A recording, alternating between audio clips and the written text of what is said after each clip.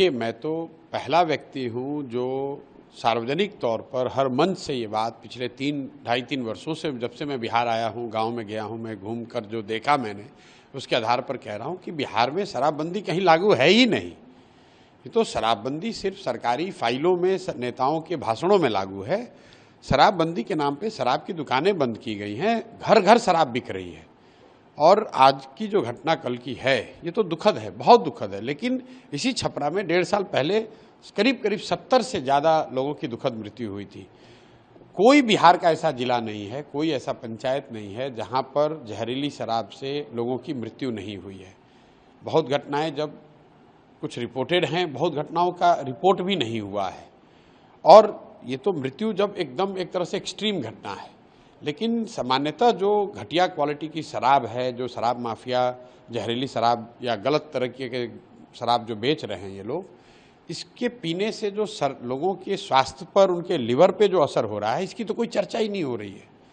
और ये जो घर घर बिकने वाली शराब है, कहीं ना कहीं बिहार के समाज को, बिहार की सरकार को ये समझना होगा कि आप शराबबंदी के नाम पर दुकान बंद किए हुए हैं, हर घर में शराब बिक रही है और जहरीली और गलत शराब बिक रही है। 10 रुपये की शराब 100 रुपये में बिक रहा है। और ये सारा कुछ का फ़ायदा किसको हो रहा है? फ़ायदा यहाँ के भ्रष्ट अधिकारियों को हो रहा है, यहाँ के भ्रष्ट नेताओं को हो रहा है।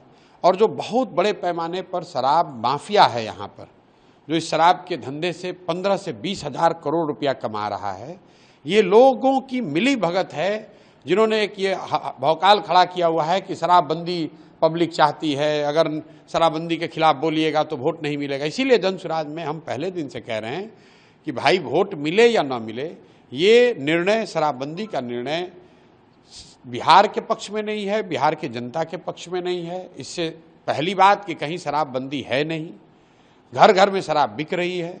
और इस तरह की स्पूरियस लिकर से, जहरीली शराब के पीने से लोगों का स्वास्थ्य, उनकी मृत्यु हो रही है, उनके स्वास्थ्य को हानि हो रही है। सरकार का बिहार जैसे गरीब राज्य का हर साल 15 से 20 हज़ार करोड़ का नुकसान हो रहा है। और ये पैसा अधिकारी, नेता और शराब माफिया लूट रहे हैं। और इतनी एक तरह से संवेदनहीनता आ गई है कि इतनी मौत की बाद, इतनी दुखद मृत्यु के बाद सरकार की ओर से, सरकार के मुखिया नीतीश कुमार वहां जाएंगे तक नहीं। पिछली बार करीब 70 लोगों की मृत्यु जब छपरा में हुई इसी जिले में, तो सरकार की ओर से कोई गया भी नहीं। कोई अधिकारी जाएगा, खाना पूर्ति करेंगे, फिर वही बात हो जाएगी। पूर्वी चंपारण में घटना हुई है, कोई बिहार का जिला नहीं है जहां ये घटना नहीं हुई है। बिल्कुल सरकार को पैसे की चिंता नहीं करनी चाहिए। सरकार में जो लोग हैं, जो भ्रष्टाचार से इसके जरिए पैसा कमा रहे हैं, उन पर लगाम लगाने का एक ही तरीका है, इस फर्जी शराबबंदी के कानून को हटाया जाए। शराब अगर बिकना है तो उसको रेगुलेटेड तरीके से बेचा जाए, ताकि कम से कम लोग गलत शराब ना पिए, किसी की मृत्यु ना हो और शराब